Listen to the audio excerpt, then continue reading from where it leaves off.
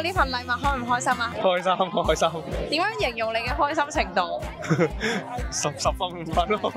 咁你覺得翻工最辛苦係咩咧？最辛苦咪呢啲咁炎熱嘅天氣咯，因為我哋要定時定候出去做嘢啊嘛。咁你尤其是啲咁嘅陽光咧，跟住咁曬咧，又要出去整車咧，都未正式做喎，係未正式開工都已經出晒，係啊係啊。咁攞到呢份禮物開唔開心？係咪工聯會第一次送禮物啊？都唔係嘅，平時都有啲小禮物㗎，今日係特登送過嚟攞啦，就開心啲咯。你覺得翻你呢份工咧最辛苦、最辛酸嘅地方係啲咩咧？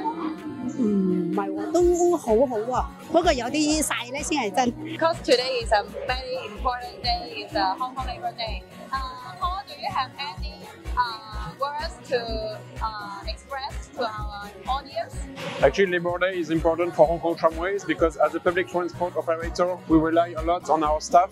And this is especially more the case for Hong Kong Tramways because we build the trams here in the depot. And our loyal staff, we have a team of 100 technicians building the trams from scratch and assembling the parts.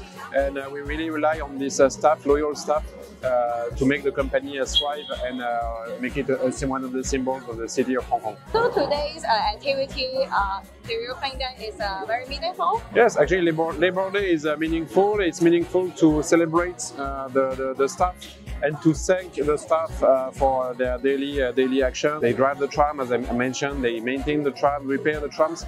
So and we have a whole set of policies and we are constantly trying to improve the working conditions, the salaries, the benefits, the facilities, because our goal is to make our staff happy and really improve their working environments. So this is very, very important for the company.